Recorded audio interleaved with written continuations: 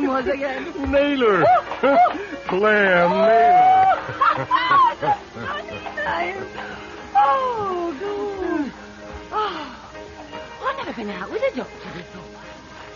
Still, you know how to give a girl a good time. I'll say that for you. I'm pleased you've enjoyed yourself, my dear. Here, where are we going? I don't live down here. It's quieter this way. Oh, yeah. Well, that depends what you're up to, doesn't it? Well, you gonna kiss me then, or what do you want to? I was wondering. How do you feel now? How do I?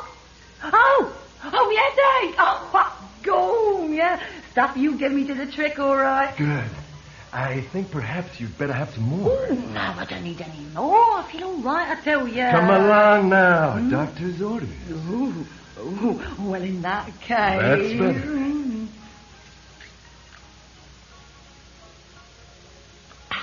There. Here. Do you always carry this stuff round with you? I get headaches myself. Oh, well, it's a good thing you're a doctor, then. I mean, if you can't look after yourself, who can you look after, eh? Now then, wasn't you about to do something? I have to go now. What do you mean? Shall we meet tomorrow? Here, don't go. About 7 o'clock? The Three Fairs? But what about... Oh, God. Silly old sod. Might as well go home, I suppose. Oh, God.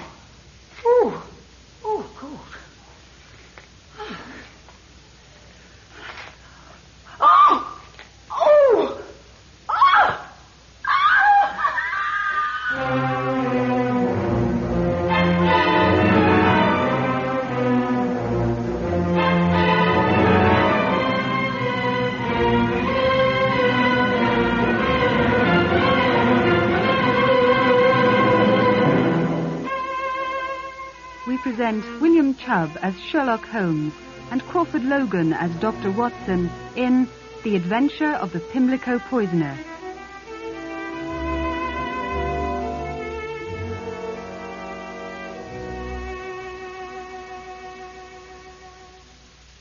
As a medical man, the great affection in which I have always held my friend Sherlock Holmes is clouded only by the complete disregard he had for his physical well-being.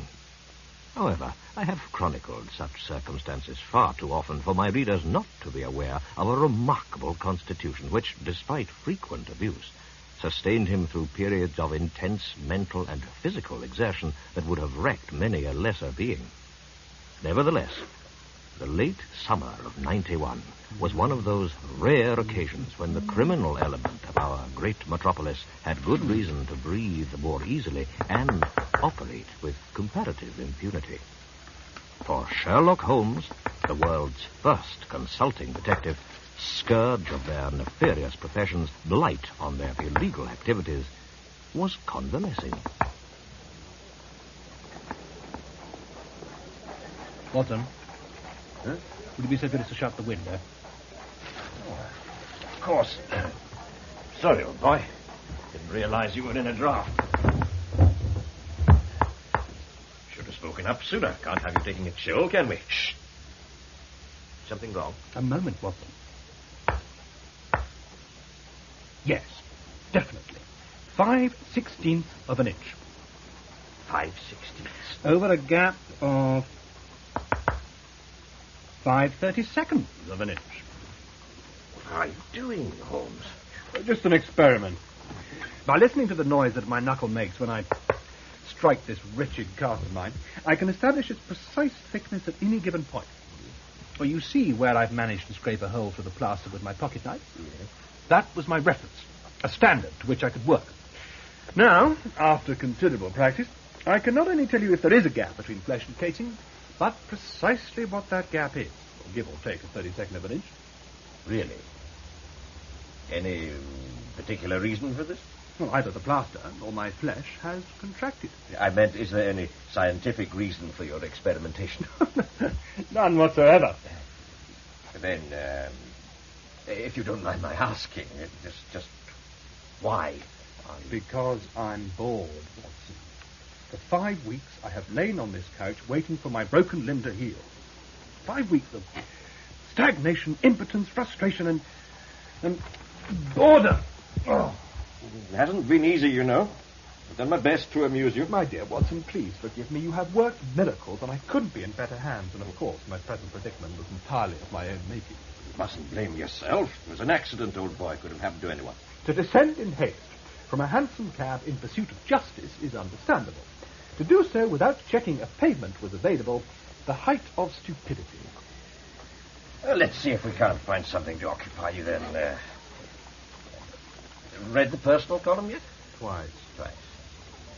Well, how about the game of cards? You know my views on that particularly mindless pastime. I don't know what to do for you, Holmes, I'm sure. In which case, might I suggest you go down to Mrs. Hudson's cellar, where you may find a brace and bit amongst the tools she keeps there. Brace and bit? What on earth for? I have a mind to test my plaster cast hypothesis. You mean to drill through? Can you think of a better way of verifying my measurements? I forbid it. You could do yourself all kinds of damage. Perhaps a little pain would prove diverting. Really, Holmes? Just my joke, Watson. You're quite right, of course. I shall just have to wait until the cast is removed. Which is in 2 weeks, I believe. 3. Then, in the meantime, I had better put in some target practice. Pass my revolver, would you? I fancy SH on the wall over there would be the most effective decoration. Mrs. Hudson warned you about that last time. Aha! The threat of eviction. Most unlikely. I really am an excellent tenant. Besides, what better protection than having one of the best marksmen in London under your roof whilst you sleep? All right, no target practice. Then, I'm afraid, Watson, there's nothing for it. It'll have to be the syringe. No. Be good enough to pass it to me, would you? I don't know where it is. In the chimney, where you put it. How do you know? Perfectly simple. There was soot on my hand. You're far too wily an old bird for that. Well, what then? A purely natural reaction to my mentioning the word syringe. You glanced at the chimney. I'm not going to fetch it for you. Quite right. Why should you encourage me in such an abominable practice? Which means I shall have to fetch it for myself. Hand me my stick, would you? No. You really wish to see me crawl to my addiction? Ah, a reprieve. Yes. For both of us. Just what you need, Holmes. Visitor. I doubt it. Lestrade, perhaps. Shouldn't think so. Your brother, then. Mycroft never leaves the Diogenes Club. I'm sure it's someone for you. I hope you're right. For both our sakes.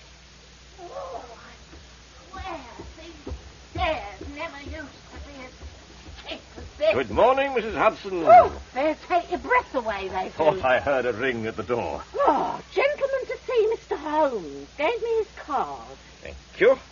Ask him to come up, would you? Oh, very well. It is someone for you, Holmes. The butcher, the baker, or the candlestick maker? His card. Let me see.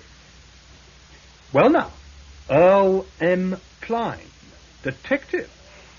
Do you think he wishes to consult me, Watson? Undoubtedly. An unusual name. Yet I cannot recall Mr. Klein in any investigative capacity. You will see him. Of course.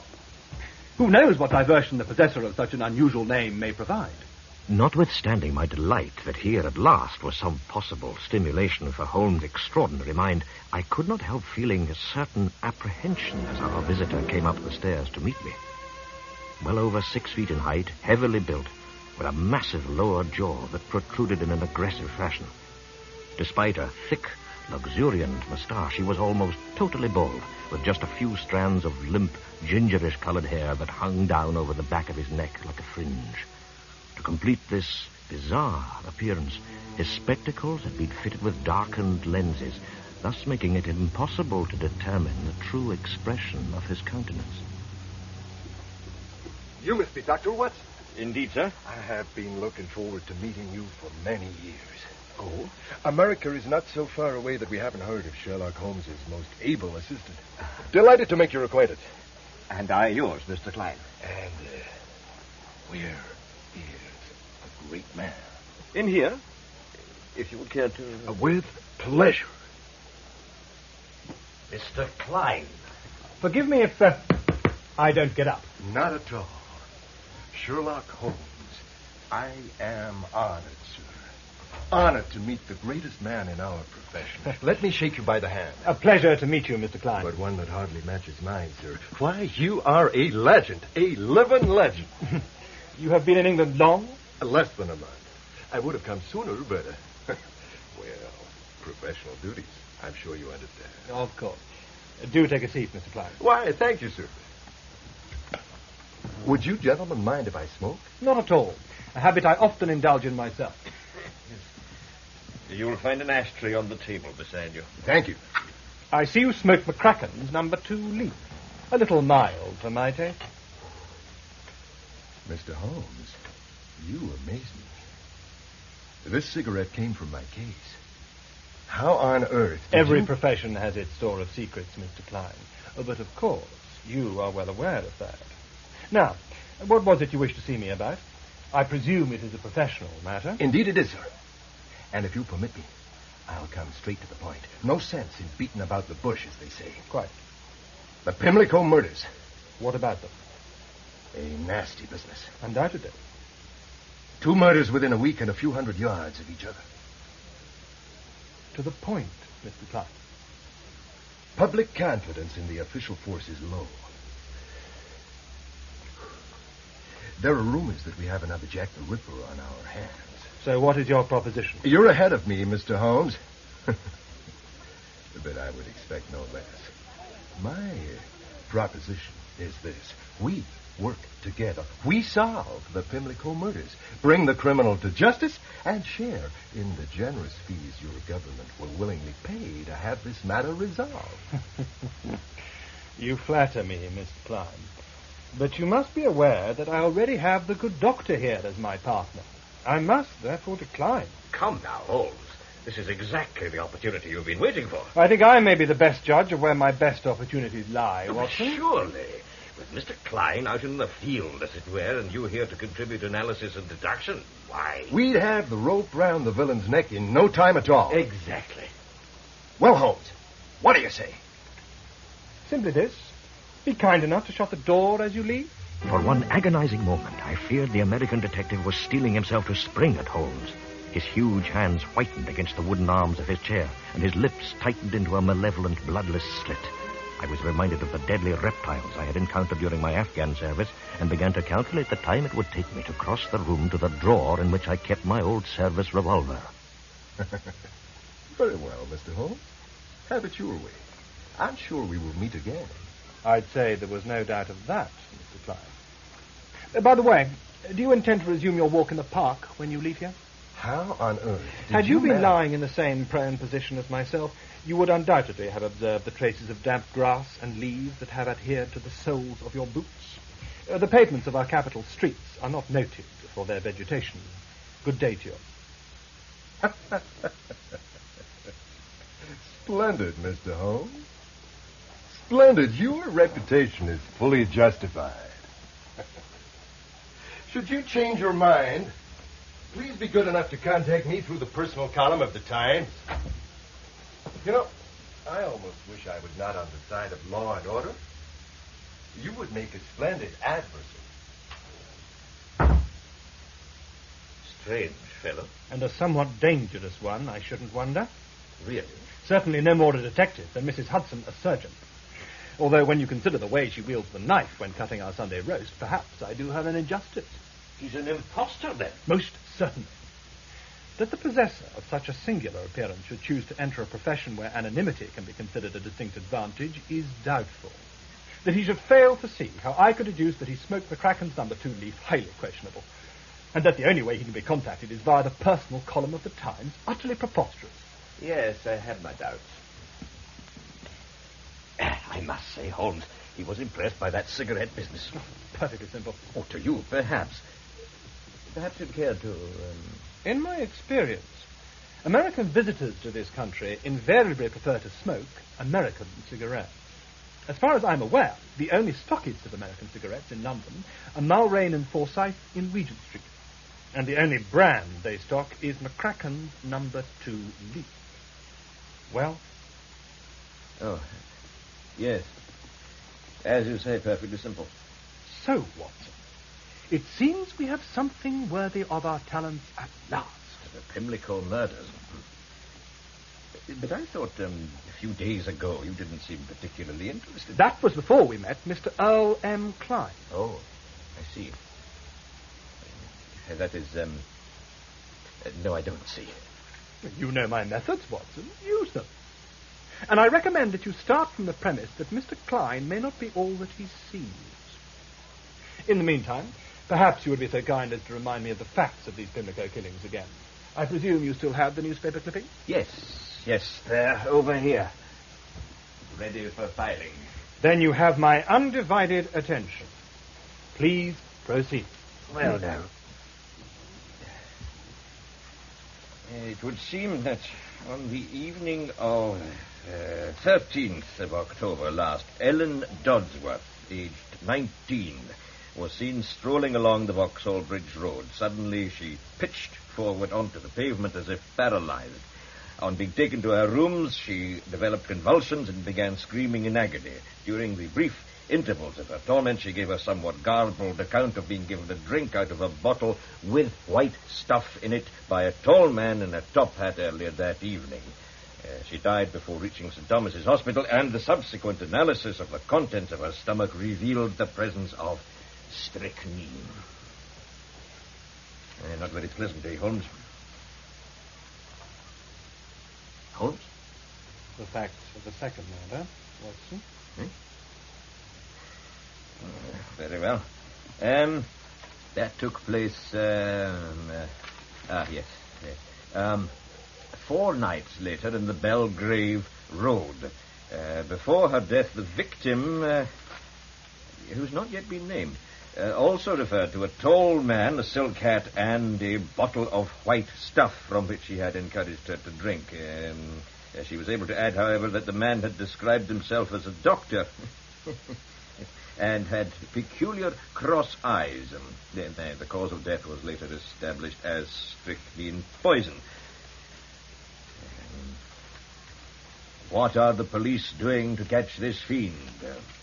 Has Jack the Ripper re-emerged in Pimlico, that sort of thing? I'm afraid that's all, Holmes. Not much to go on. You surprise me, Watson. How's that? Based on what we know, I have already explored several speculative avenues, some of which need only the addition of a few facts to establish their validity. Really? How did you, Mr. Klein. Consider this, Watson. Why should an individual with such an obviously high regard for his own abilities invite me to be his partner against crime? And while you are considering, perhaps you would be so kind as to open our door to the visitor who rang a few moments ago. I hear his steps on the stairs. It's funny how you can go for days without a caller and then... Oh, Lestrade, good morning. Morning, Doctor. Do come in, Inspector. Oh, good morning, Mr. Holmes. How's the leg today? Still weighed down by the wonders of modern surgery, but hardly worth the mention. After all, men of our profession rely more on mind than limb. Although there are occasions when the latter can be useful. Well, yeah, whatever you say, Mr. Holmes. Though I wouldn't like to be without the use of one of my pins, I can tell you. Then why not rest them on that chair whilst you tell me the purpose of your visit? Thank you. Not another Pimlico poisoning, I trust? Oh, far from it, Mr. Holmes. Almost wish that were the case. At least it might give us a clue and put us on the track of this madman. If I can be of any assistance, you know you only have to ask. Yes. But the truth is, I just don't know which way to turn. We're no nearer catching the poisoner than we are flying to the moon. The trouble is, the longer it goes on, the more likely it is there'll be people trying to copy him. Well, it always happens. The public want results. They want him caught. How can I be of service? Do you have any new information?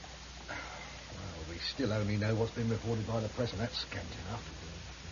I tell you, Mr. Holmes, we're dealing with the most dangerous type of criminal here. A maniac with no motive.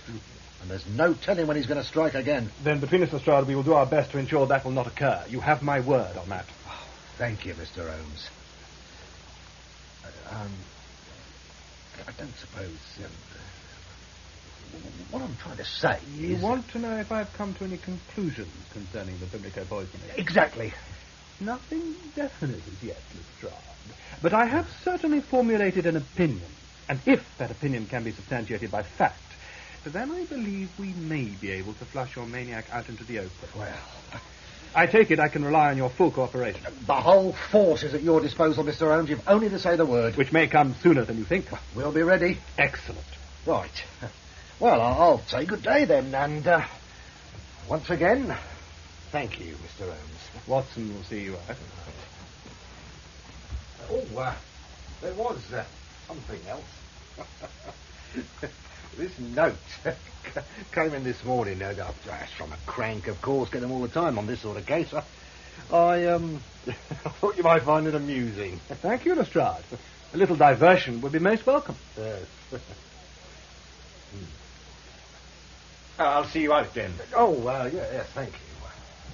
Well, Good day to you, Lestrade. thank you, Dr. Watson. Good day. Hey, you've cheered him up, Holmes. Holmes? Well.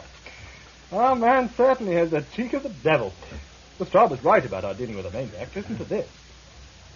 I am willing to give you such assistance as will bring the murderer of both Ellen Dodsworth and Matilda Clover to justice, providing your government is willing to pay me £100,000. Good. Yes. I know his identity. Yours faithfully, Liam Lenter, consulting detective.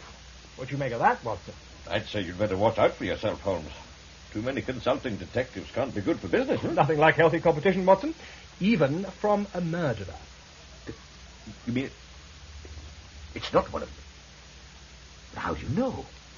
Again, apply my method. There can be no doubt about it. Very well. Let's see now. Common enough paper. Could have been purchased at any one of 100 stationers. The name, Watson.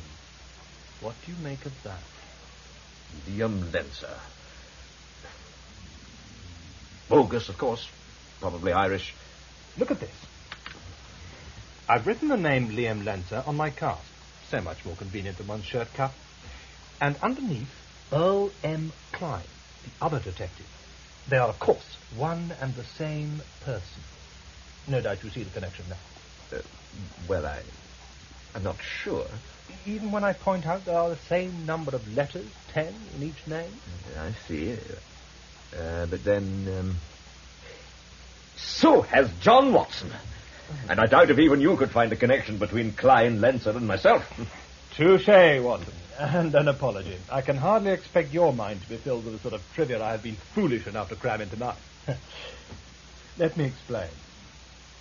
Horatio Nelson, for example. In anagrammatic form, he could be read as Honor Est a Nilo. Similarly, Flit on Cheering Angel is the relatively simple transposition of Florence Nightingale. Now do you see? Yes, of course, an anagram. Liam Lenser, Earl M. Klein, one and the same. No doubt about it. Quite so.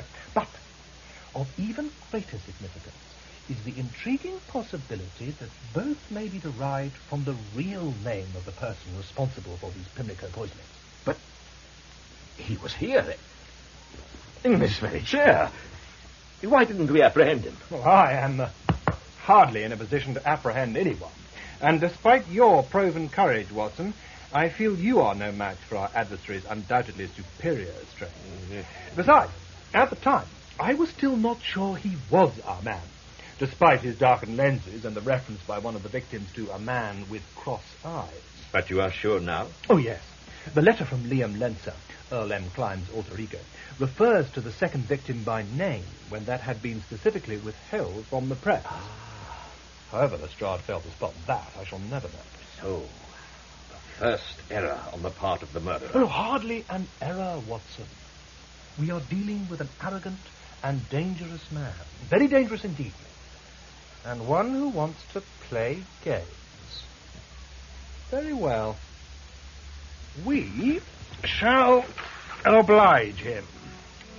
It was obvious that the key to the murderer's true identity lay in devising further anagrams from the letters of the names he had already utilized. So, for the next few minutes, we busied ourselves, Holmes on his plaster cast and I on a page from my pocketbook, in compiling a list of all the forenames we could extract from those letters. Alec, Len, Ian, and so on. At each name, Holmes would concentrate for a few moments, comparing it with some mental list he had stored away. But as each, in turn, failed to register in that immense filing cabinet locked in his brain, I began to suspect that for once he was pursuing a false trail. However, as we began working on permutations that began with the letter N, and I myself had got no further than N-E...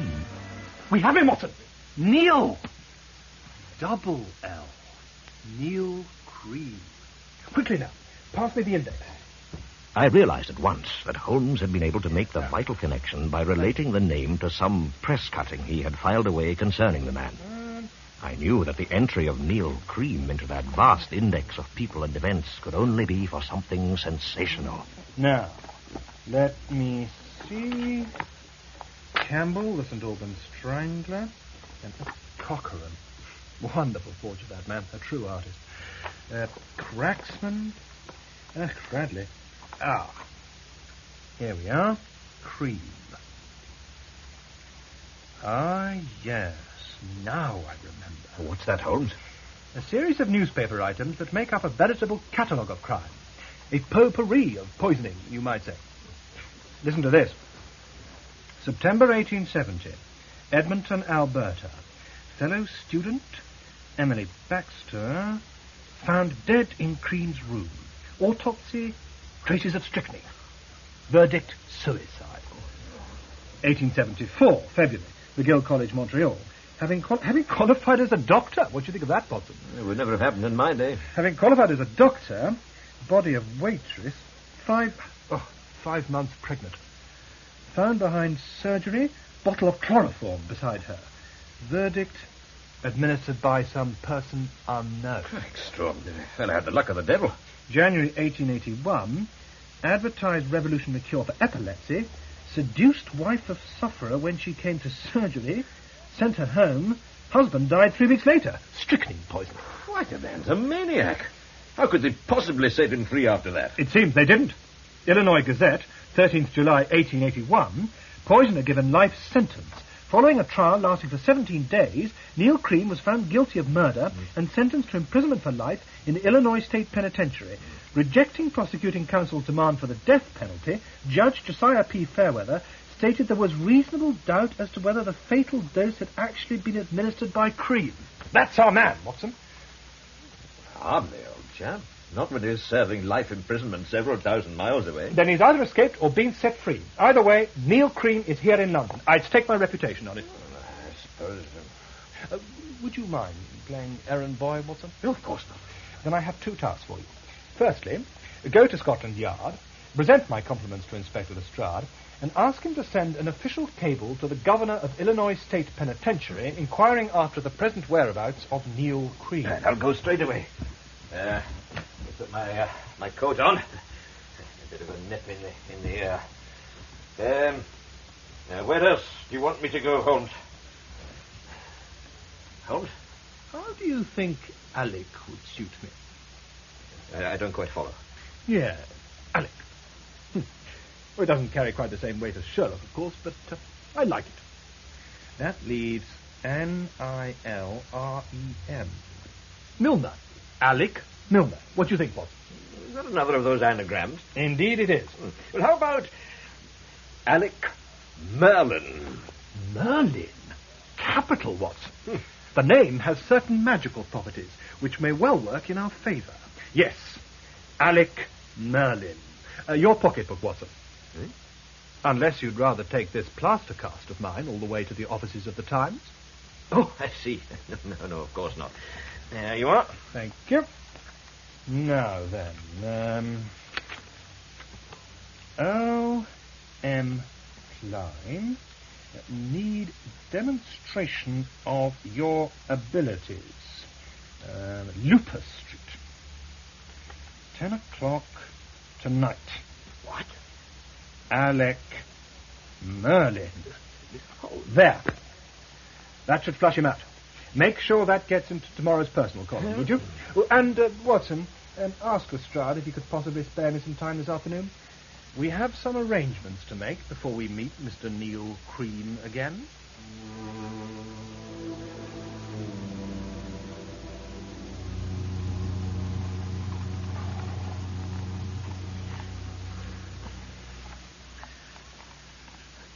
You warm enough, Holmes?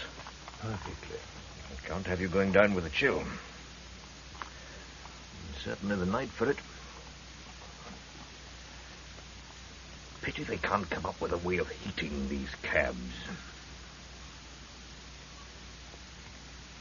Are you sure you wouldn't like another rug? Do stop fussing, Watson. I'm just looking after my patient. Would have thought you'd have learned to put up with it by now. Simon Horsath. And who might he be? No one, really. Well, no one in particular. Another of those anagrams. Well, certainly not of Neil Cream. My name, actually. Really? Simon Horsath? John H. Watson? You have the better of me, old boy. No.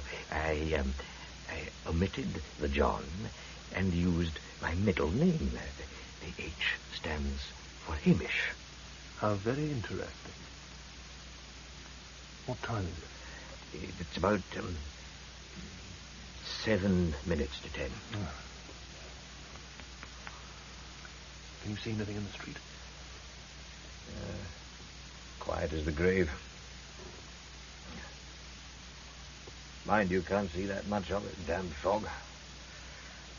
Not the sort of night to be out and about. Perhaps even Cream will think better of it. He's here already, Watson. Where? Out there, in Looper Street. I know he is. I feel it. I don't see how you can be so sure, old boy. I mean, he might not even have looked at the personal column today. Impossible. I suppose you know your man, Holmes. Mind you were right about his being here in England. Released from the penitentiary less than a month ago. Good behavior, of all things.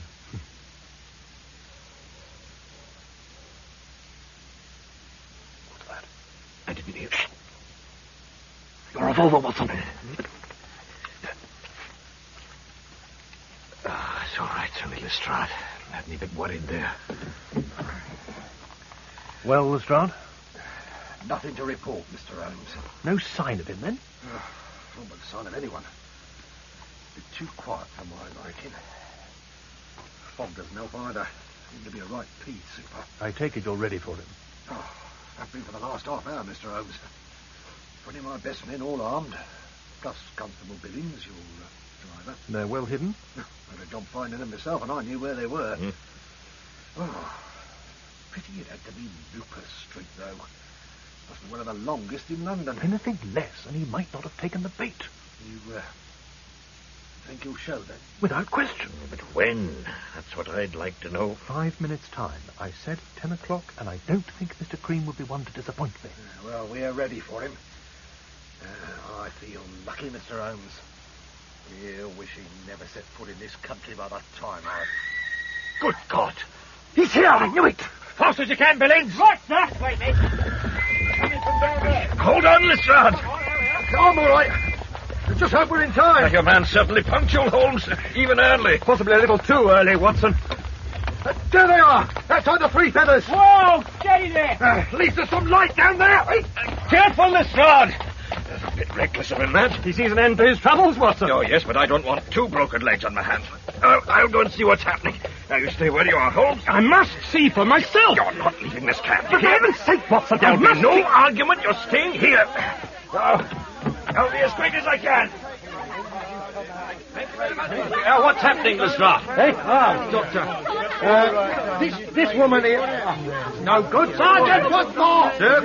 Move this crowd back. I can't hear myself think.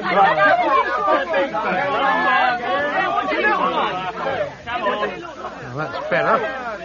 Now then, this is Jeannie Thompson. Says she come out of the pub there and started walking down... Oh, well, look, you might as well tell the doctor yourself. Oh, sir. You see, I come out into the street. Speak up, girl. All right, Lestrade. Now, my dear, tell me your name. Jeanie, sir. Jeanie Thompson. All right, Jeanie. You're quite safe now. Just take your time and then tell me exactly what happened. Oh, well, sir, I've just been in the Three Feathers to get a top for my mother. Ever so poorly she is just now. Oh, I'm sorry to hear that. Oh, thank you, sir. Well, I come out the door, and just as I was passing the alley there, Huh? this man came out and got hold of me. Can you describe him? Oh, I don't know, sir. It happened so sudden, I didn't really get a look at him. Ever so big he was, and strong. How was he dressed? Oh, I'm not sure, sir. I think he had a cloak. A black cloak. And then what happened? Took out his fiddle and played an Irish reel, I shouldn't wonder. Holmes! Come here, Miss Thompson. Really, Holmes? I said, come here. Come along now, Jeanie. You better do as he says, and don't be frightened. Right. Now, Jeanie Thompson, I have just one question for you. Yes, sir. Where is the tot you were taking to your mother? I must have dropped it. Then we'd better ask the inspector to find it for you. No. Well, perhaps I forgot it, you know. You mean you forgot the one thing that would bring a modicum of comfort to your poor, sick mother? Well, I've just forgotten to look for it. If the truth were known, your mother is probably in excellent health. Now, I want to know who put you up to this. Who the hell do you think you are, then? Someone who may have you charged with being an accessory to murder. Murder? Oh, I don't know nothing about that. Then you'd better tell me what you do know, and be quick about it. I met this man, see? In there, about an hour ago. Give me a sovereign, he did. Said he wanted to play us some sort of trick on some friends of his. What sort of trick? He didn't say. I was to start screaming just before 10 o'clock. That's all I know. Honest, I didn't know nothing about no murder. Please, you've got to believe me. I do. But listen to me, Miss Thompson. You've had a very fortunate escape this evening. Very fortunate indeed. A constable will escort you home now. Home? Oh, not yet. No fear. Oh, I need another drink.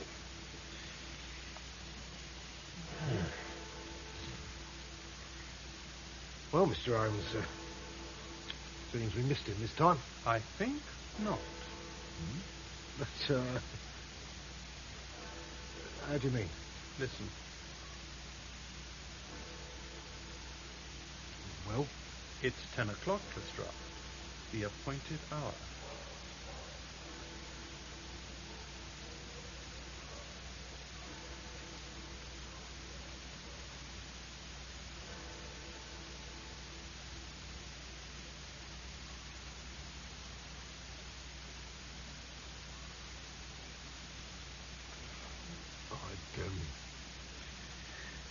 Better tell my men to stand down, Mr. Holmes. Never mind, Holmes. There's always another day. You'll have the last laugh, I know that. Thank you, Watson. Well, I have to admit, Cream may well have got the better of us on this occasion. And yet I'm not completely convinced that... Come on. Did you hear that, Mr. Holmes? What? He's still here! Into the cab! Fall into the street! Come on, then! This way! All right, Billy! Quick as you can now! Fly you off, sir! As we sped back down Lupus Street in the direction from which we had come but a few short moments before, I was only too well aware how Holmes would be reproaching himself for having endangered the life of an innocent person in his attempt to catch this fiend. I earnestly prayed that we might at least be in good time to save that life, even if Cream were to make good his escape on this occasion. The door, Watson! Hurry! Now, look here, Holmes, that leg of yours. I take full responsibility. Come on! Dr. Cross, take 6 men and seal that end of the street. Any sign of him, Lestrade? Ah, Mr. Holmes. If he's still here, we'll catch him. I fear the fog may be in his favour. The victim, is she... She's all right. Sergeant Wood talks with her. I must speak to... No, I'd rather you didn't, Mr. Holmes. She's very distressed. Seems our friend tried to force her to drink from his bottle. His bottle of white stuff, no doubt. No doubt. Perhaps you'd be so good as to take a look at her, Doctor? Yes, of course. But really, It's for the best, Mr. Holmes. I'll take a full statement from her tomorrow. You're quite right, Lestrade. I've done enough damage for one evening. No, Mr. Holmes, I had no right to risk an innocent life. You were trying to protect a lot more. I'm not making a particularly good job of it. You've no reason to reproach yourself. You flushed him out. A damn sight more than I was able to do. But I didn't let him, Lestrade. Oh, you will, Mr. Holmes. I know you will. Perhaps. Everything all right, Doctor? I think so. No real harm done. She's been through a terrible ordeal, of course, but she's young. Good night's sleep, that's what she needs. Yeah, I'll get Woodthorpe to see her home. And, perhaps you'd best do the same with Mr. Holmes here. Eh? All right, yes. Leave him to me. I'll say good night then, Mr. Holmes. Billings will drive you back to Baker Street. I'll probably stop by in the morning. Unless we catch him tonight, of course. I'm inclined to agree with you about this fog being in his favour. Good night, Lestrade. Yes. Good night. Come on then, Holmes. Time we had you tucked up in bed. I've failed, Watson. Nonsense. I've failed because I treated this whole business as a game. A game with Neil Cream as my opponent. Nothing wrong with playing games, old boy. Not when you deliberately choose to ignore the stakes. A woman's life, Watson. But she's alive. She's all right. This time, it will not happen again. Come on now, Holmes. In the cab with you. That's it. And don't go taking all the rug this time, eh? Don't want to end up as my own patient. Right-o, Billings. Baker Street.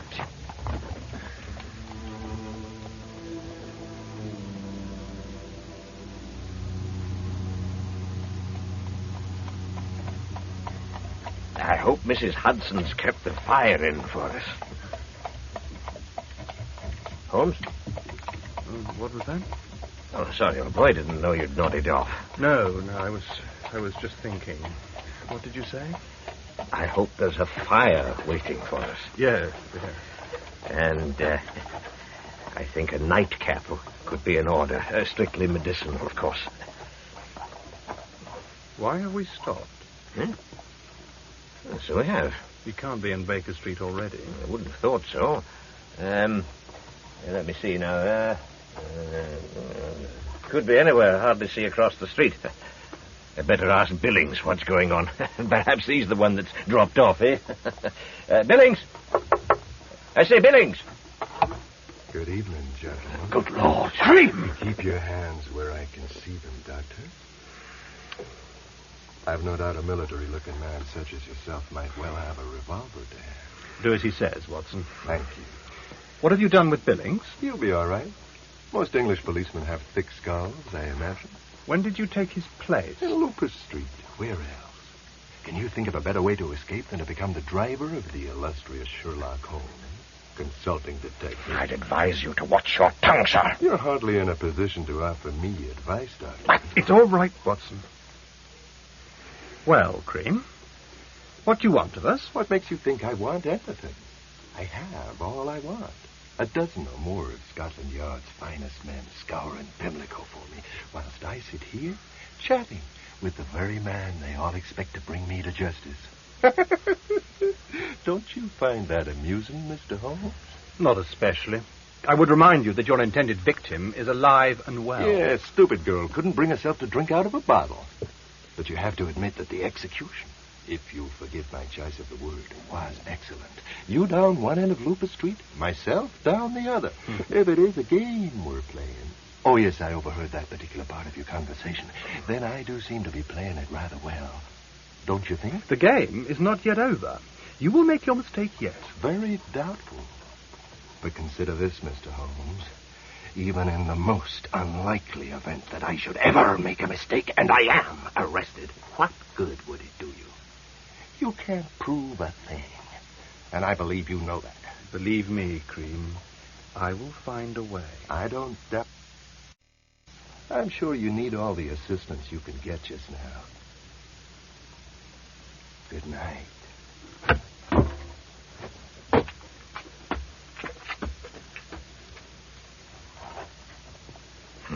He's got nerve. I'll say that for him. Most madmen do, Watson. I don't suppose you want me to try and follow him, do you? You know, find out where he's hiding up. I'd prefer not, old friend. So we just let him walk away, as it were. Only for the time being. You know, he was right about one thing. What's that? As yet, we have no proof that he is the man who has placed half London in the grip of fear. He's the Pimlico poisoner, all right. We both know that. Undoubtedly. But I suspect a judge may well take the opposite view. Surely there's something we can do. I'm sure there is. And just as surely we will find it. Now, Watson, I hope you have a head for heights. How do you mean? I'm hardly in a position to climb up into the cabbie's seat. Oh, I see. No, I suppose not. Oh, well, I better get on with it. So, how I'm going to find Baker Street in this fog, Lord only knows. Come on, then. Gee up.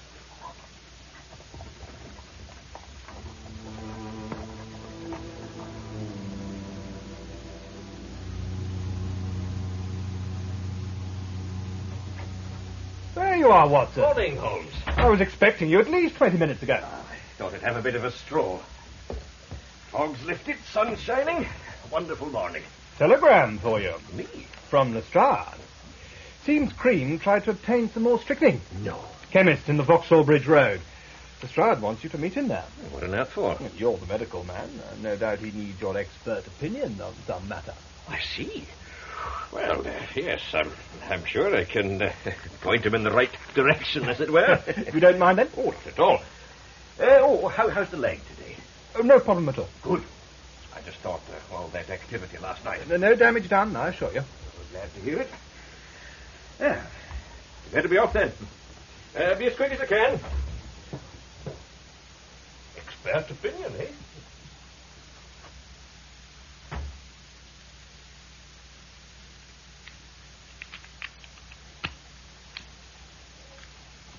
A moment.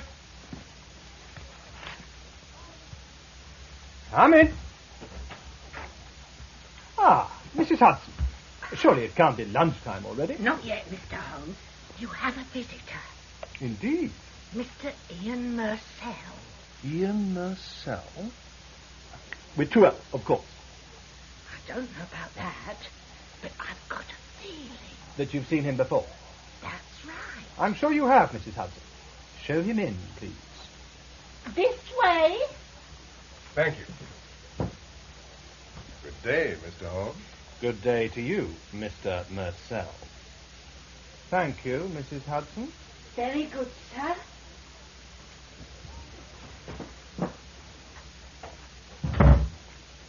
I have the impression I've been expected.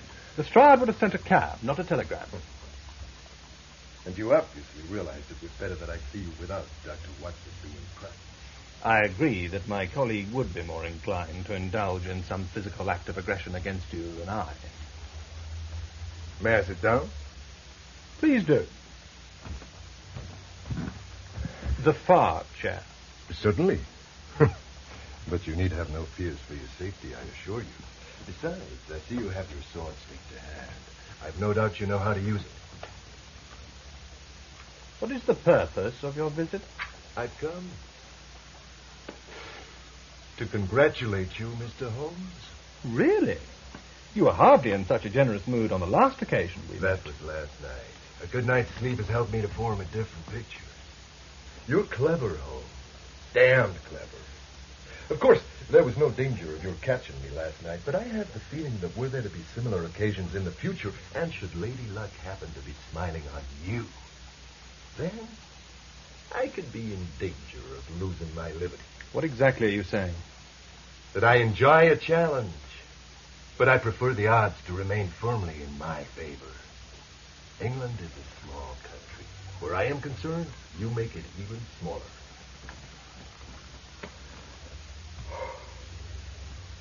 I am moving on.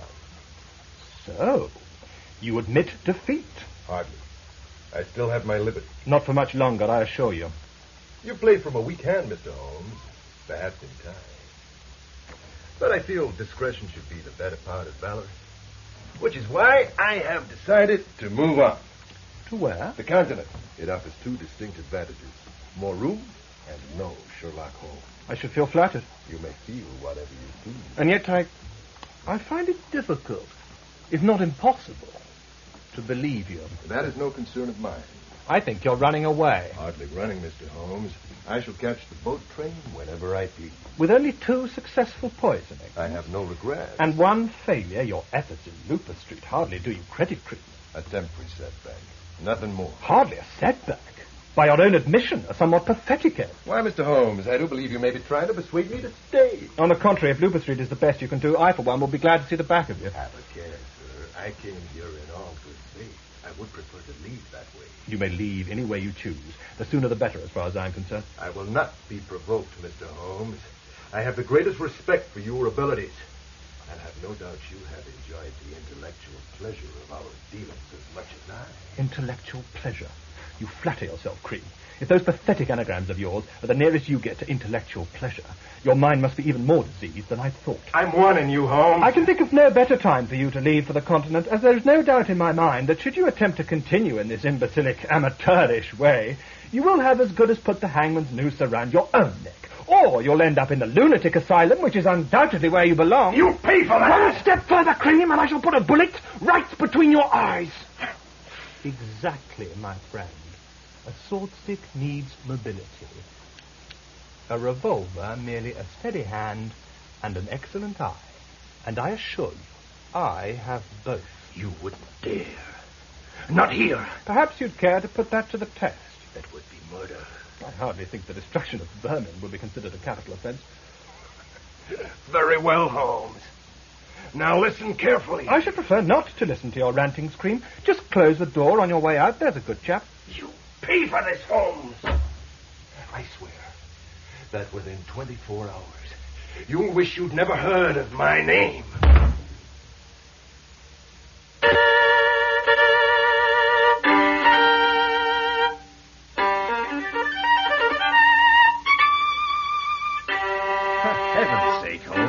To talk about this. For my own part, I don't mind being sent on some wild goose chase. But when your very life is threatened by this madman, the least you can do is take it seriously. Oh, really, Holmes, you might stop your fiddling when I'm trying to talk to you. Fiddling, Watson? I may only have paid 55 shillings at a broker's in Tottenham Court Road for this instrument, but it is a Stradivarius. However, although I am perfectly willing to conduct our conversation in this delightful manner, obviously you are not. There, Watson. You have my undivided attention. Pleased to hear it. Well? Damn it all, Holmes, the man has threatened your life. Better my life than some innocent person on the other side of the channel. You don't seem in the least concerned. On the contrary, I am most concerned. I simply refuse to let it deprive me of my pleasures. Few though they may be. But surely, don't you think we should inform Lestrade? The last person I would inform of my present predicament. Lestrade has many admirable qualities, but the subtle art of giving protection without advertising his presence is one which, alas, I fear has passed him by. But you can't just sit here and wait for Cream to make his move. Can you suggest a more comfortable place? Well, you may not be concerned for your own safety, but I can assure you that there are those amongst us who do care. Care very much indeed. My dear Watson, good, faithful friend, my only real concern is that my actions may put at risk one I hold in the deepest esteem and affection. After all we've been through together, the least I can do. But as I know neither when nor where my adversary will make his move, I have no alternative but to endeavour to keep my spirits up. Put on a brave front, that sort of thing. Exactly. Well, I suppose it's for the best. And even better when one has eaten well. So, if you'd be good enough to open the door for Mrs. Hudson, I fancy I hear her step on the stairs. Yes, of course. Bearing the supper tray, I trust. Must say, I'm feeling a bit peckish myself. Oh, Dr. Watson, you made me jump. Sorry, Mrs. Hudson. Perhaps I can... can manage, thank you. Be ashamed to drop it now. Is that game pie I see, Mrs. Hudson? It is. Excellent. And the cup that cheers, too. Well, I don't know about that, but this bottle comes with Mr. Lestrade's compliments. Come this afternoon when I was out. Very generous of him. I'll put the tray down here. I'm sure you can do the rest, Doctor. I'll take care of our patient, Mrs. Hudson. Don't you worry about that. Then I wish you'd hurry up and get him back on his feet again. I've lost count of the number of times I've been up and down these stairs in the past 6 weeks.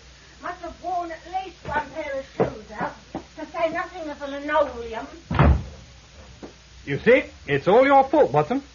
I knew you hadn't been taking care of him properly. Anyone who has you for a patient, Holmes, deserves a medal. At the very least. Now, we have some serious business to attend to. Let me see the cork.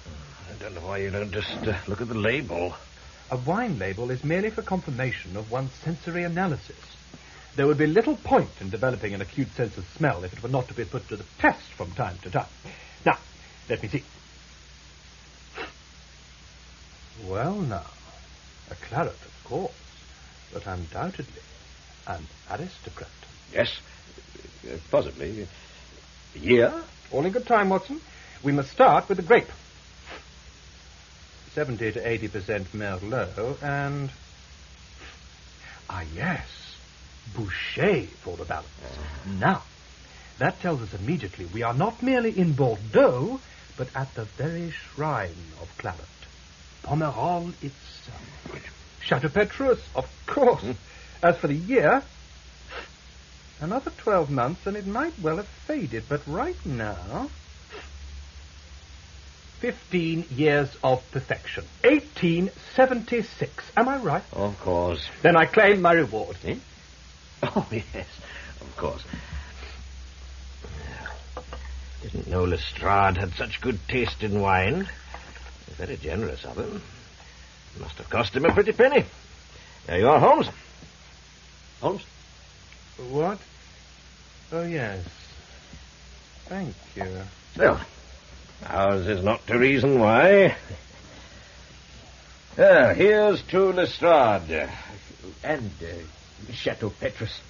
No! Holmes, what's come over you? I should have known straight away. Known what? That neither Lestrade's financial situation nor his taste in claret extends to Chateau Petrus. Well, perhaps not, but knocking the glass from my hand like that, I mean... Even though it contains such a deadly vintage? Deadly? The inevitable result of mixing Merlot, Boucher, and Nux vomica, the St. Ignatius bean, or any other variety of the Legeniaceae family. Strychnine. The very same. But who...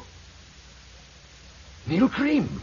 Certainly the only person I know insane enough to molest the noblest claret of them all. And he was good enough to reassure me of his intention to point out the error of my ways within 24 hours. He's been as good as his word. Strychnine.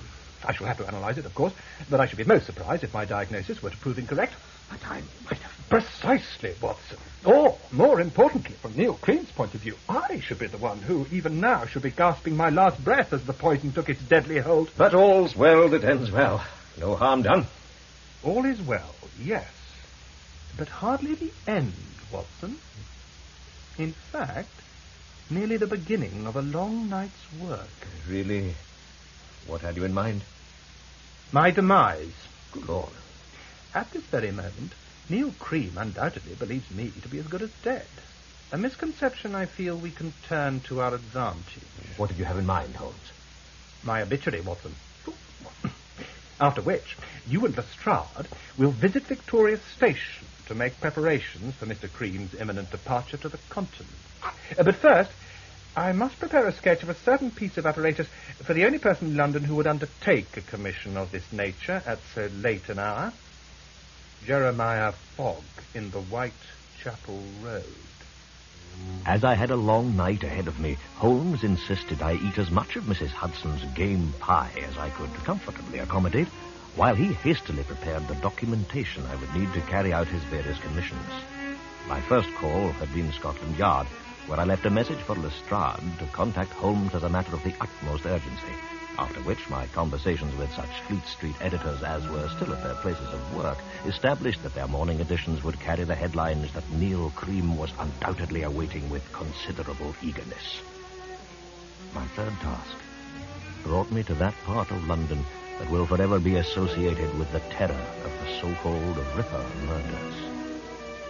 The dimly lit streets, the impenetrable menace of the maze of alleyways that lay behind them, and above all, the unaccountably threatening atmosphere that always descended with the darkness.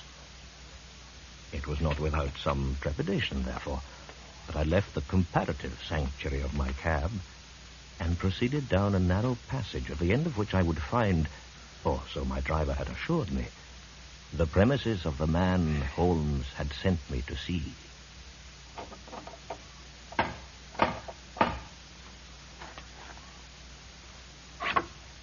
What do you want?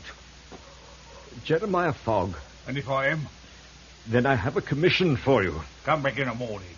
Please, Mr. Fogg. Open the door. I must speak with you. Now, give me I told you to come back in the morning. The job is urgent. It must be done tonight. Not by me, it won't. Now look what you've done. Get up here. Go on, get out of here. I come from Sherlock Holmes. Do you now?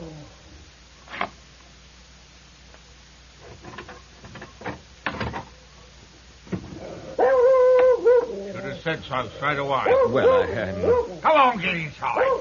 All the old world knowing my business. Oh, yes, of course. I'm sorry. I didn't realize. It's better. Just you, me, and the dog. Now, what does Mr. Holmes want? He made this drawing for you. Give us it here. Ah. Yeah, I see. That should be all right. Come back in an hour. I'd prefer to wait if you don't mind. Suit yourself? An hour, you say? Yeah, about that. Very well, I shall wait in the cab. Perhaps you would like payment in advance? Oh, there's no charge. Not for Mr. Holmes. The hour spent waiting in the cab was one of the longest of my life. I am not given to exaggeration, although I would admit to the occasional embellishment when chronicling some of the adventures Holmes and I have shared, but the threatening nature of that particular part of our great metropolis unnerved me to such an extent that I occasionally called out to the cabby to reassure myself that I was not entirely alone. But having eventually collected a small package from Jeremiah Fogg, I was much relieved to find myself once more in the sanctuary of our Baker Street rooms, where I found Holmes instructing Lestrade on the precise part he was to play in the events of the next day. There you are, Watson. Lestrade and I were just thinking of sending out a search party for you. Oh, quite right, Mr. Holmes. I mean, Doctor. Gentleman of your disposition, out by himself at 1 o'clock in the morning. Well, anything might have happened to you. Say, steady on. I know how to look after myself, you know. Of course you do, Watson. And for my money, there's no one I'd rather have by my side when danger threatens. Dear chap. And make no mistake, we play a dangerous game. A game which should be resolved tomorrow, one way or the other. We'll be ready for him, Mr. Holmes. I don't doubt it, Lestrade. Now, Watson, I presume the package you carry is from Jeremiah Fogg. Yes. There you are. A queer sort of cove. Well, they do say 10 years in prison can affect one's personality. Prison? Well, he didn't tell me he'd been in prison. We mustn't hold a man's past against him, eh, Lestrade? Oh, indeed not, Mr. Holmes. You don't know what he was sent down for? Let me see now. Some sort of assault charge, as I recall. Robbery with violence, surely. With some grievous bodily harm thrown in, I shouldn't wonder. Good Lord. That's some sort of grievance, as I remember. Grudge against the whole medical profession, I think. Yeah, always swore he'd get even. You didn't say you were a doctor, did you, Watson? Well, no, I don't think so. No, couldn't have done. Wouldn't be here now if you had. Good heavens. Do you mean to say that is... Oh, you don't think to say that. You don't think you would. Oh, I see. Yes, most of you think. My dear Watson. My dear friend, please forgive me. Nothing to forgive, is there? I can take a joke as well as the next fellow. No, don't worry about me. Please, Watson, we were laughing at the situation, not at you. Yes, I can see that. I'm glad you enjoyed it. So, what's in the package, then? A cosh? A razor? Something like that? Far from it. Jeremiah Fogg is a master craftsman, a glassblower of extraordinary ability. Behold his latest creation. So that's what I went for. To do with one of your chemistry experiments, is it, Mr. Holmes? Close, Lestrade. In fact, Fogg has fashioned much of the apparatus you see on my bench over there. Yeah. No. These two glass tubes and the minute bridge that connects them have been designed to help bring a murderer to justice. Really? Well, I'm dashed if I can... How's he going to do that? Well, unless I'm very much mistaken, all will be revealed tomorrow morning. Or rather, this morning. Time you were off, Lestrade. Oh, wow. You too, Watson. Where are we going? Victoria Station. You're quite clear as to what has to be done, Lestrade. Perfectly, Mr. Holmes. Good. And remember, it's almost certain to be the 9:30 boat train. Yeah, I'll make sure everything's ready. Come along then, Doctor. We've got a busy night ahead of us. Very well. I suppose I'll be told what's going on eventually. What will you be doing then, Holmes? Me? I shall be in my bed. Oh, will you now? Yes, indeed. If my next meeting with the Pimlico poisoner is to be our final encounter, which will, of course, depend on the effect of the headlines in this morning's newspapers, then I shall need all my wits about me. Good night, gentlemen.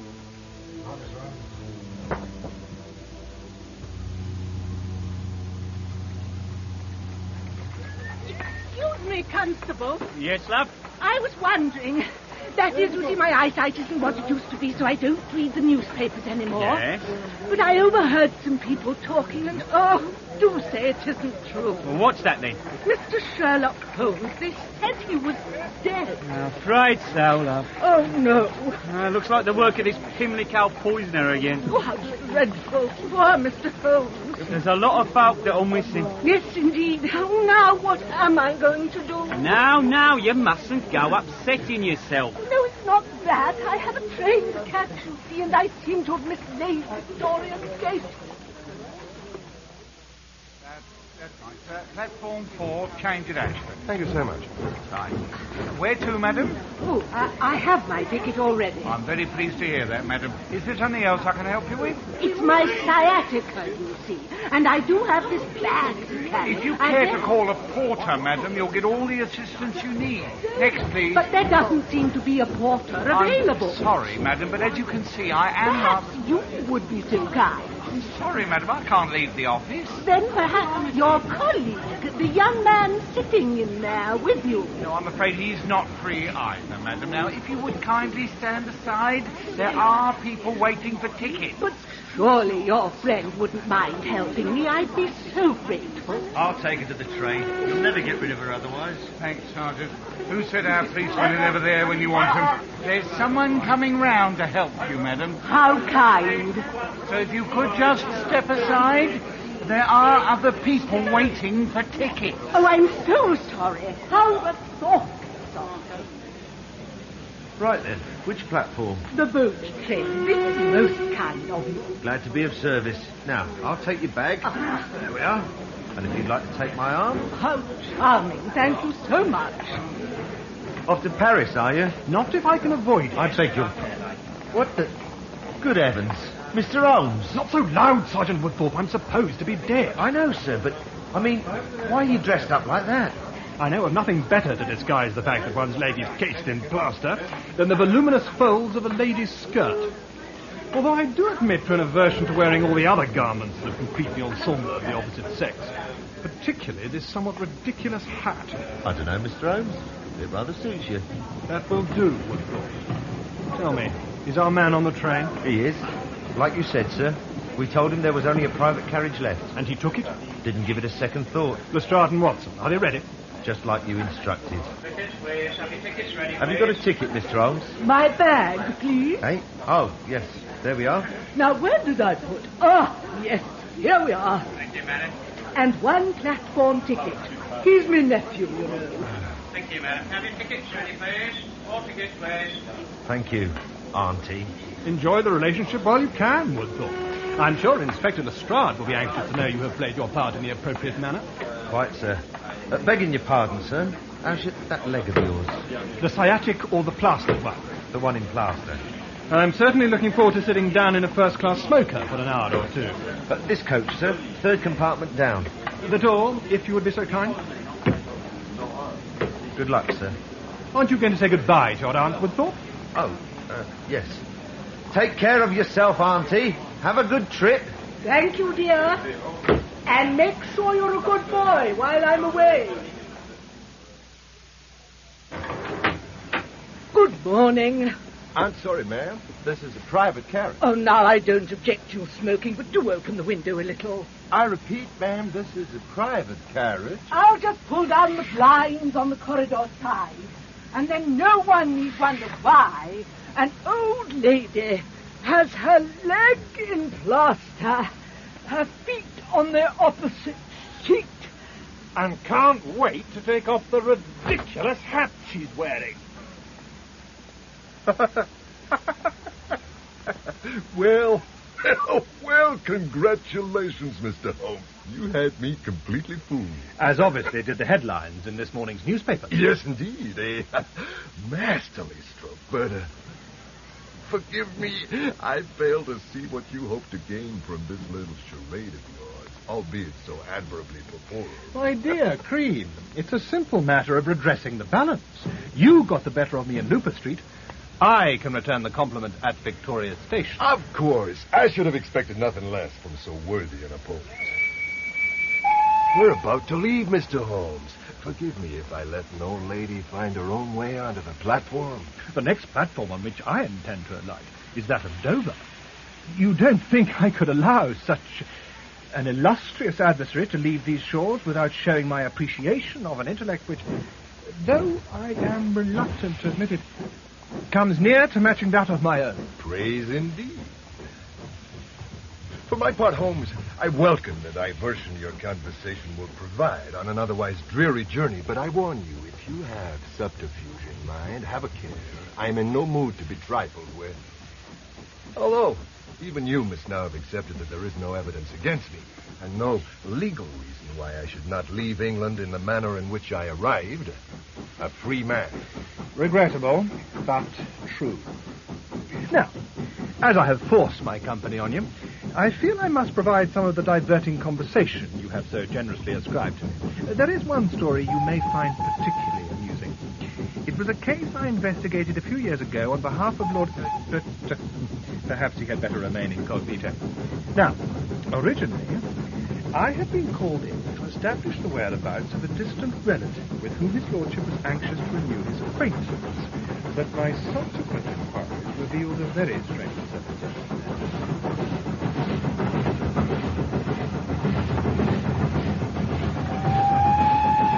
Although the only tangible evidence I had was the fact that the incorrect grade of lubricating oil had been applied to the flywheel, his lordship was generous enough to admit I was right, and paid my fee there and then. So there was no missing relative? And no crime. Although, I do feel that the caprices in which certain members of our aristocratic families indulge themselves should be dealt with by a stiffer sentence than mere expulsion from their clubs. Capital, Holmes. I should have loved to have seen his lordship's face when you showed him the empty bread bin. It was rather amusing. Oh, that reminds me, Cream. Talking of bread bins, a toast. I thought we might drink to the recent skirmishes we have enjoyed, in which neither of the best men won. I doubt if the dining car could supply a vintage worthy of the occasion. Perhaps a dope. Yes, I anticipated that, and I took the liberty... Yes, here it is, of bringing a bottle that may just live up to your expectations. Admittedly, not quite as noble as the one you sent round to me last night, but... nevertheless, it should suffice. Come now, Holmes. You don't seriously expect me to drink from any bottle of wine. You produce? And surely you don't expect me to be so naive as to attempt to deceive you by using your method. Apart from which, I could never bring myself to adulterate the contents that such a distinguished naval proclaims. You know, I almost believe you. I'd certainly like to fit an end to our relationship. Nothing would please me more. But, as you obviously require more substantial proof of my motives, we will first remove the cork. I should have opened this earlier, of course. And then, somewhere... Ah, yes, here we are. 2 of Mrs. Hudson's very best glasses. There. Now, the colour, magnificent. The bouquet, oh, superb. And the taste, oh, words fail me. Do you know, Cream, I should be rather pleased if you did force me to keep this bottle to myself, though, would I still be able to negotiate the platform at Dover? All right, Holmes, you win. I'd be happy to drink with you. I'm very pleased to hear it. There. Thank you. I drink to a master. And I drink to the world's greatest consulting detective. Your health, Mr. Holmes.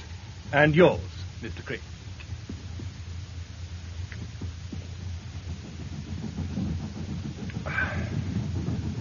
You're right. A splendid wine. Then let me refill your glass. Thank you.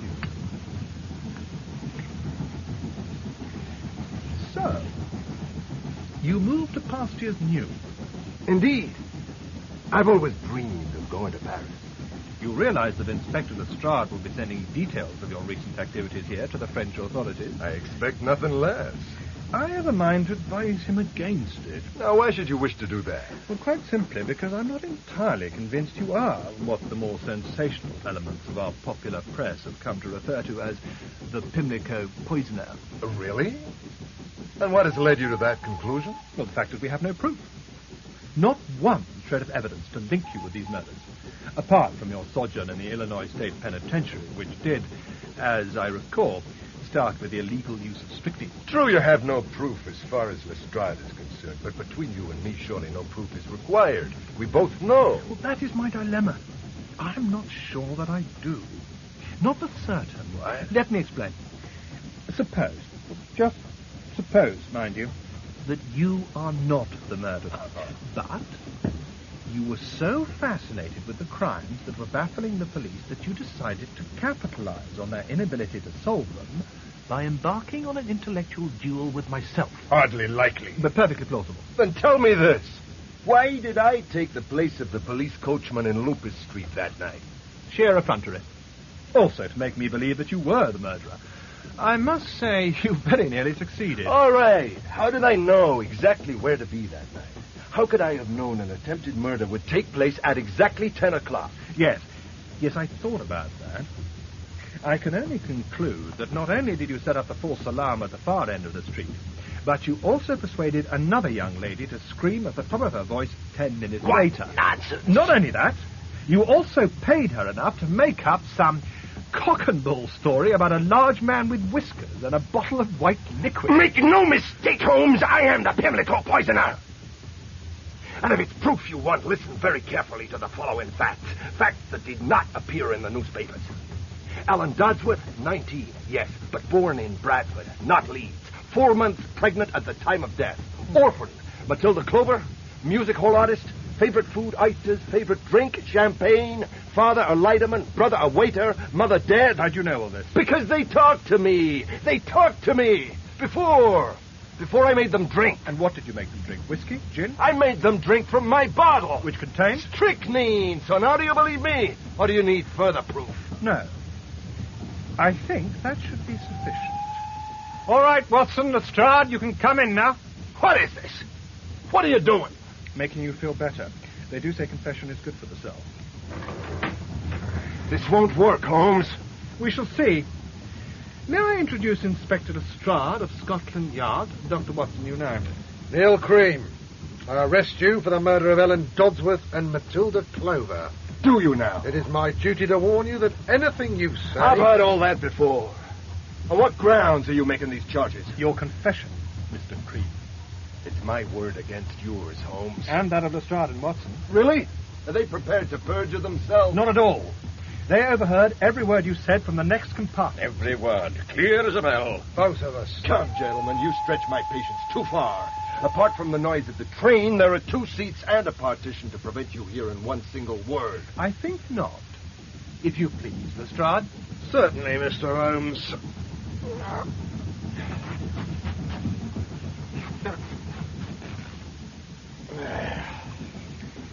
Behold, the next compartment. No partition, no second seat to muffle the sound. Well done, Lestrade. You too, Watson. A splendid night's work. As I was saying, you are not obliged to say anything. You really believe this will stand up in court? 3 against 1? No longer simply my word against yours. With the word of 3 people whose reputation demands they put someone on trial for the Pimlico poisonings at any cost? Why, any defense lawyer worth his salt would have your testimony thrown out. And you know it. I admit there is some element of risk in sending you to trial on the evidence of your confession alone. Risk? You'd be laughed out of court. Which is why your dying deposition will carry much more weight. Explain yourself. A dying deposition, or a statement taken from an accused man when he believes himself to be near to death, is regarded in law as a valid testimony. Is that not so, Lestrade? Well, yes, Mr. Holmes, but I hardly think... Even better when recorded by a priest, of course, but with the good doctor here. I admire your tenacity, Mr. Holmes. Why, I'd even like to oblige you by giving you one of those dire depositions. However, as I have no intention of breathing my last for many years to come, I must forego that pleasure. We shall see. Watson, 1 glass of wine taken from a bottle containing 1/5 of a grain of strychnine. How long would you say? 30 minutes? Less than that. 20 at the most. Which leaves you about 10 minutes, Creed. 10 minutes in which to come to terms with your conscience. You really must be desperate to expect me to believe this bluff of yours, Holmes. We drank from the same bottle. I doubt if even you would make the supreme sacrifice to prove I am a murderer. Heaven forbid. I have far more important things to do. But let me show you something.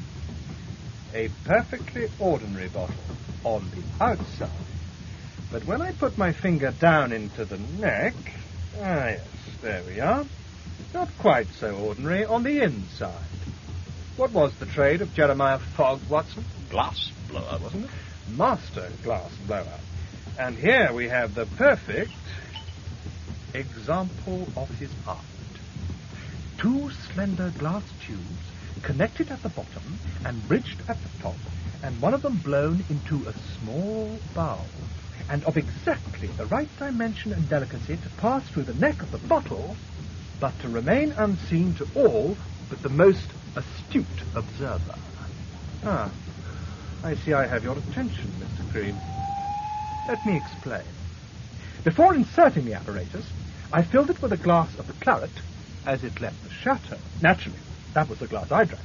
But the second glass, the contents of which now rest in your stomach, Mr. Cream, was unfortunately tainted by a certain substance with which I believe you have more than a passing acquaintance, to wit, strychnine. You may wish to speak to Inspector Lestrade now. Kill you for this, Holmes. I'll kill you! Stop him, Doctor! Get his other arm. He's too strong for me. He's choking Holmes to death. The bottle, Doctor! Hit him with the bottle! Can't reach him. You'll never take me alive! May the devil take the lot of you!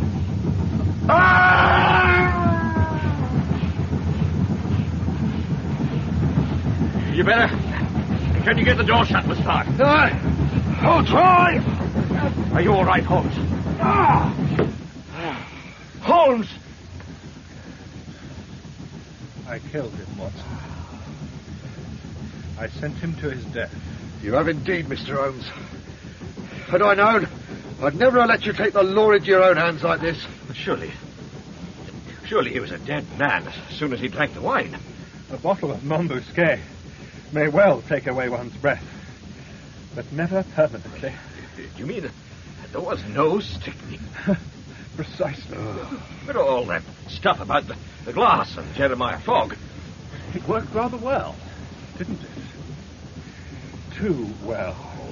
Come, Holmes. You can't blame yourself for the death of a man like that, a murderer. Can't I?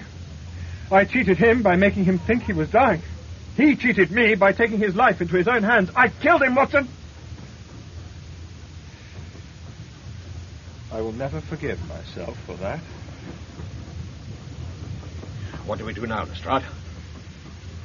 I'm not quite sure, Doctor. I've never pulled the emergency chain before.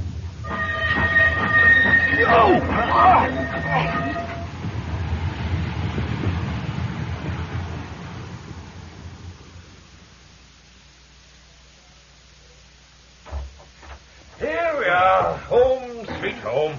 Come on, old chap. Ah, Lestrade. Yes. Mrs. Hudson let you in, did she? Well, perhaps I should have waited downstairs. No, perfectly all right. Just in time to welcome home my ex-patient. In you come, Holmes. Show us all how well you can walk now. Really, Watson, I would prefer not to be treated like a 4-year-old. Good morning to you, Lestrade. Morning, Mr. Holmes. Think you can make it to the chair by yourself? For pity's sake, Watson, if this is a sample of your bedside manner, I shall be careful never to display any symptoms of whatever ill before me in the future. See what I've had to endure all these weeks, Lestrade. What a patient. Well, I'm sure it must be a great relief to you, Mr. Holmes. Getting that plaster off, I mean. You will never know how much. Now, what brings you to Baker Street? Well, I seem to have come just at the right time. You being back on your feet, as it were. That is, Scotland Yard have need of your services again. Excellent. Delighted to hear it. Like to keep busy. Anything to keep my mind off that depressing business yesterday. Well, this could well have something to do with yesterday's business. You'd better tell me about it. Well, sir, after the train stopped and I'd organised the coach to take you and Dr. Watson back to Ashford, Woodthorpe and I and some of his men, we searched the line for his body. And? We didn't find it. Well, as you know, the London train passed us just after we'd stopped, so I thought the body might have been pushed down the line a bit. Well? We covered 5 miles, both sides of the tracks. No sign of it. But he must be there. Probably rolled down the embankment, lying under a bush or something. Well, that's what I thought, sir. Sergeant Woodthorpe and his men are still searching. Then I don't see how I can help, Lestrade. I may have had my plaster cast removed this morning, but even I would not be so foolhardy as to go scrambling in and out of the undergrowth looking for Neil Cream's body. That's not what I had in mind, Mr. Holmes. You see, we had a report in from the Kent Constabulary this morning. Well, more a request for assistance, you might say. Seems they had a murder last night. Young lady near Ashford. Poisoned. With strychnine.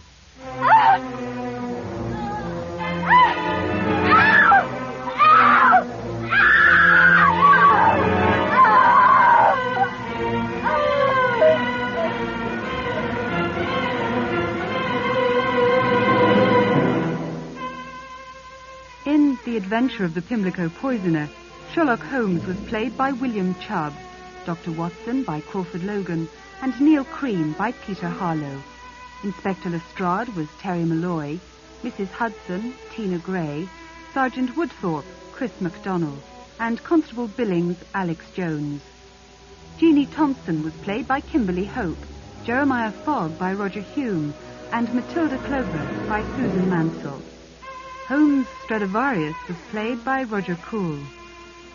The Adventure of the Pimlico Poisoner was written by Peter Mackie and directed at Pebble Mill by Nigel Bryant.